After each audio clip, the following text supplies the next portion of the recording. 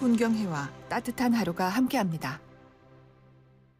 네, 뉴스 정면 승부 여의도 한약방 시간 함께하고 있습니다. 국회 상황으로 넘어가 보도록 하죠. 민주당 법사위에서 조희대 대법원장 청문회 개최를 하기로 했는데 이제 출석 안 하면 뭐 탄핵을 한다 이런 얘기는 있지만 제가 이제 궁금한 건 이겁니다.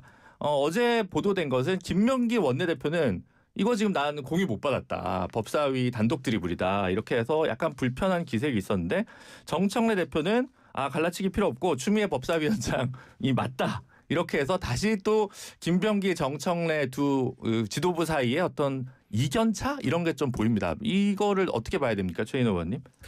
우선 당 전체 분위기는 조희대 대법원장의 어떤 그 부적절한 판결, 특히 대선 와중에 대선 개입을 하려 했던 그 판결, 이것이 너무나 큰 문제고 사법부가 왜 개혁돼야 되는지를 적나라하게 보여준 사례다. 그리고 지기현 판사가 윤석열 전 대통령 구속 취소했을 때 지금까지도 아무런 조치 취하지 않는 거. 사법 폭동 이것은 정말 전무후무하게 일제 시절 때도 없었던 거 아닙니까? 소위 말하는 법원이 생기고 뭐 일제 치하부터 100년의 법원 사상 어떻게 그 서부지법처럼 그 난입을 해서 폭력을 행사하고 불까지 지르려 했던 이런 사태가 있었습니까? 그런 데 대해서도 침묵하고 하여튼 이런 그 여러 가지 부분에 대한 조희대 대법원장의 책임을 묻겠다 하는 그런 당 분위기는 전혀 변함이 없다 하는 것을 말씀드리고요. 다만 이제 이 사법부 수장을 청문회장으로 불러내는 그 이제 절차를 할 때는 사실은 이제 당 지도부와의 어떤 공유 속에서 교감 속에서 처리하는 게 맞았었는데 결과적으로 보면 당 내에도 이렇게 다 그렇게 공유가 되지 않았다는 것이 이제 드러났는데 글쎄요 뭐 이전에도 몇 번의 이런 엇박자들이 있었는데 이 대통령실과 당과의 어떤 엇박자 조금 이견 노출이 지속되고 있고 당 내에도 이런 모습을 보이는 것이 국민들이 볼 때는 좀 불안하게 보인다. 좀 여당이 여당답게 뭔가 좀 정밀하게 좀 조율하고 전체적인 어떤 여론을 잘 이렇게 끌어다닐 수 있는 그런 여건을 만들면서 처리하는 게 옳았지 않았냐 하는 지적도 좀 더 섬세하고 전략적 접근이 필요한 건 사실인 것 같다. 근데 반박을 좀 해야 될 게요. 네.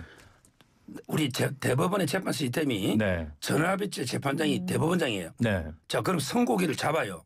그러고 이틀 전쯤에 대법관들 의견의 유무죄를 묻습니다. 네. 저는 대법원장이 대선 전에 선고를 해가지고 무죄든 유죄든 정리해 주겠다는 건 칭찬받을 일이다. 유죄인 줄 알고 10대 1로 잡은 게 아니잖아요. 네. 대법원장은 선고일만 지정한 거예요. 그리고 대법관들이 하나하나 순서대로 가니까 10대 1가 된 거죠. 만약에 이재명 후보한테 10대 1로 무죄가 넣었으면 칭찬했을 거야. 야 무죄 빨리 해줬다고. 결과를 보고 이렇게 비난하면 안 된다. 이걸 제가 분명히 말씀드리고. 그런데 그 부분에서 변호사님 제가 서면에서 잠깐만 질문을 드리면 자 기회를 잡은 거는 대법원장이 날짜만 잡았다 하더라도 그 전에 대법원에 이제 됐을 때 소부로 배당이 됐었잖아요. 그걸 직권으로 해서 전원 합의체로 바꾼 이유 그 소부에 배당됐던 그 판사는 결국은 대법관은 나중에 그 소수 의견으로 해서 무죄 취지로 했거든요. 왜 그거를 직권으로 전원 합의체로 한 거는 그걸 어떻게 설명할 겁니까? 그런데 이거는 중요 사건이니까 저는 전원 합의체가 맞고요. 소부에서 만장일치제거든요. 네. 그러니까 이홍구, 오경미 두 명은 반대했지만 소부에서 의견 일치가 안 됐잖아요. 그래서 보낸 거는 너무나 정당하다. 아니지 그거는 그다음에 그 배당된 지 이틀 만에 그 직권으로 올렸지 않습니까? 지기현 판사는요. 구속 취소했다 해서 대법원장이 어떻게 조치합니까? 아니 적시항고를 하든지 대법원에 오면 몰라도 근데 판사 인사 조치할 수 없잖아요. 심우정 총장이 잘못했다. 검찰에서 항고도 안 했는데. 네, 알겠습니다. 그 2심 재판이 사실은 신권 배당 안 하면서 집중 심리를 해가지고 빨리 결론이 났었잖아요. 근데 그게 또 이제 1심에서는 유죄였는데 2심에서 무죄가 났으니 또 한쪽에서 보면 결론에 따라 민주당의 접근이 좀 달라지는 거 아니냐 이런 비판은 가능할 것 같긴 합니다. 저 얘기할까요? 우선 그 아까도 말씀드렸듯이 대통령은 민주주의 복귀를 얘기했는데 지금 이 안에서 특히 민주당 내에서 당과 법사위 그다음에 원내 지도부와 대통령실이 입장이 다른 것 같다라는 그럼으로써 많은 사람들에게 우려를 자아내는 상황을 지금 연출했다라는 것이고요. 아까 부적절한 판결을 했다 그러셨는데 말씀하신 대로 대법원장 혼자 판결한 게 아니고요. 그다음에 소부에서 전원 합의체로 그럼 트랜스퍼한 게 이게 불법이냐? 불법 아니잖아요. 그래서 그런 부분을 분명히 해야 되고 그다음에 선고 기회를 빨리 잡았을 때 당시 민주당이 환영했어요. 빨리 잡아서 무죄 취지로 이제 저기 하는 줄 알고. 그리고 지기현과 관련해 가지고 만약에 이것에 대해서 대법원장이 조처를 취하면 이거는 직권남용 아닌가요? 이런 부분에 대해서 무조건 지금 그 대법원이 잘못했다 그래서 지금 심지어는 국회의장이 결자 해지하라 그래갖고 이거 자체도 또 논란이 되고 있고요. 오늘 천대엽 법원 행정처장이 국회에 가서 두 가지 얘기를 해서 여러 가지 얘기를 했지만 가장 중요한 건 뭐냐면은 12월 3일 계엄 때 아무 소리도 안 했다 그랬는데 분명히 그 법원의 명의로 이게 잘못됐다라고 얘기했고 서부지법에 대해서도 얘기했다라는 얘기를 하는데요. 제가 볼 때 지금 이 당에서 이렇게 나오는 것이 과연 대통령에게 부담을 줄 것인가 안 줄 것인가에 대한 고민이 좀 필요할 것 같고요. 그다음에 자꾸 민주당에서 무슨 얘기하냐면 선출된 권력 얘기하거든요. 선출된 권력과 임명된 권력 중에 국민에 의한 선출된 권력이 마치 또 우위에 있다라고 얘기하는데요. 지금 대법원장이 조의되기 때문에 우리가 옹호하는 게 아니에요. 사법권의 독립이 헌법에 엄중하게 그렇게 되어 있는 명기되어 있는 한 무슨 변화를 추구하려면은 그러면 헌법을 고치세요. 그 시스템으로 움직이라는 얘기를 하는 거고요. 선출된 권력? 제가 이렇게 극단적인 얘기까지 하게 될 줄은 몰랐는데 독일의 나치도 선출된 권력이었어요. 네, 이 정치학에서 이제 흔히 얘기하는 이제 법치주의와 민주주의의 긴장 그리고 이제 뭐 헌정주의 뭐 이런 얘기 하죠. 헌법 틀 안에서의 이제 민주주의인데 좀 넘는 거 아니냐 이런 이제 제기가 왔고요. 근데 그 1대이니까 제가 한 말씀 더 드리면 네, 하십시오. 예. 아니 선출된 권력을 강조하는 것은 낫지다. 이건 너무 심하죠. 아니요. 지금 말씀을 그렇게 오도하시면 안 되죠.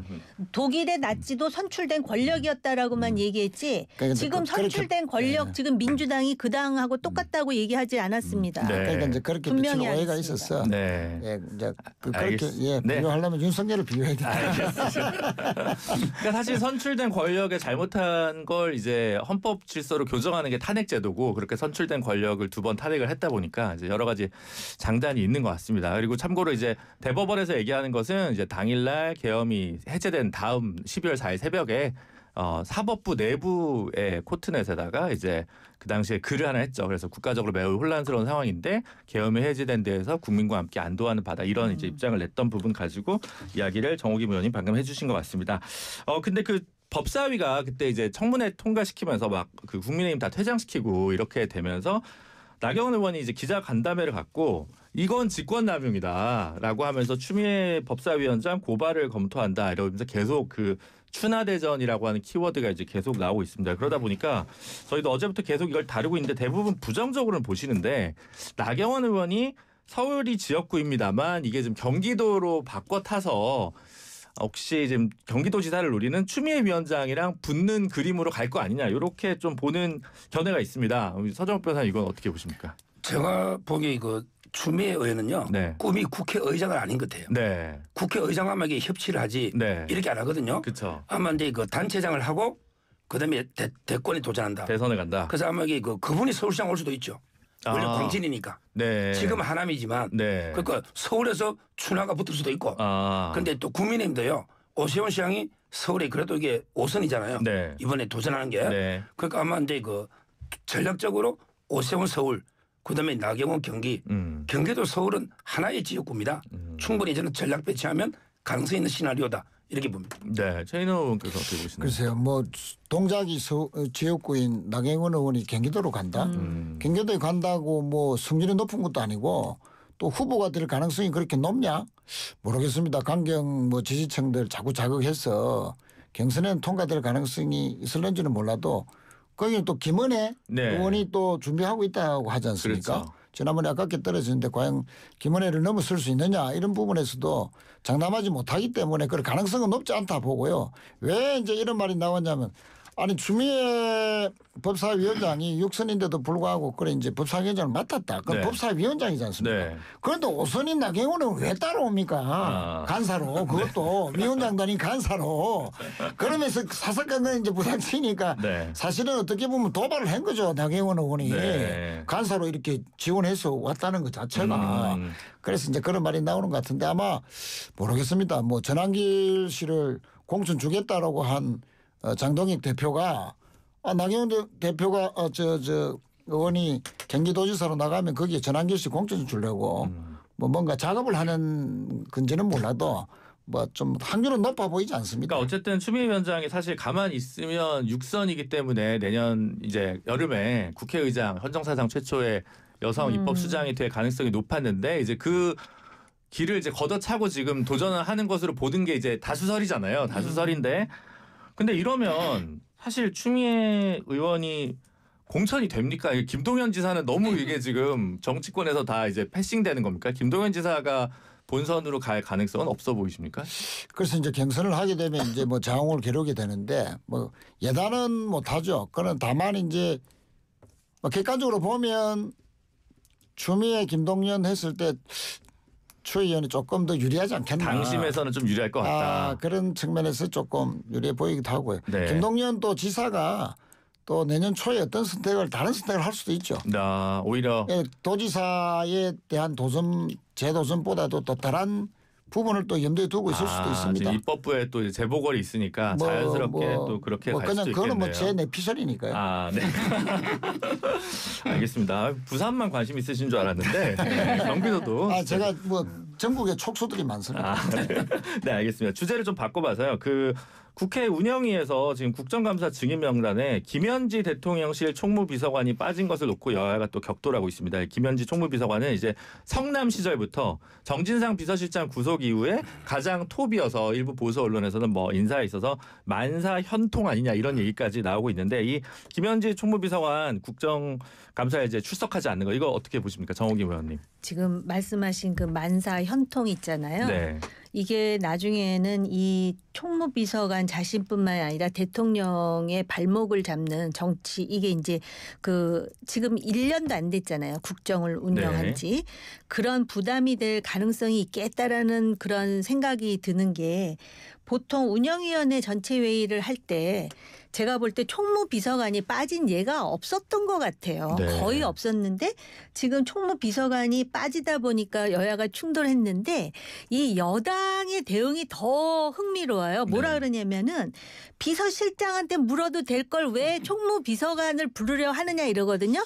원래는 거꾸로 돼야 돼요. 그렇죠. 총무비서관이 이 자리에 있는데 왜 굳이 비서실장을 오라고 하느냐 이래야 되는데 그러네요. 그렇다면 여기 질서가 어떻다라는 걸 그러니까 오히려 본인이 여기 출석했으면은 문제를 이렇게 키우지 않아도 될 거를 많은 사람들로 하여금 정말 실세는 만사현통 총무비서관이구나라고 아주 그냥 확증 편향을 갖도록 만드는 상황. 그리고 여기서 의원들이 막 너도 나도 마치도 무슨 그 과잉 충성을 보이든 막 흥분해가지고 대응하잖아요.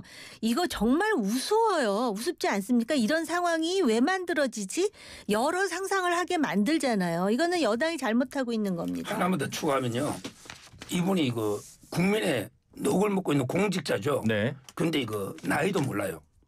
그러게 어느 학교를 넣었는지 학교도 몰라요. 네. 이러게 어떻게 검증을 합니까? 얼굴 없는 그림자 실세다. 네. 그리고 이 총무비서관이 살림을 살 수 있지만 인사권자는 아닌데 네. 지금 이제 모든 인사들에게 만사현통 이야기 놓잖아요. 이런 식으로 이게 비선 감시가 안 되고요. 견제가 안 되면 나중에 꼭 사고가 틀 수밖에 없다.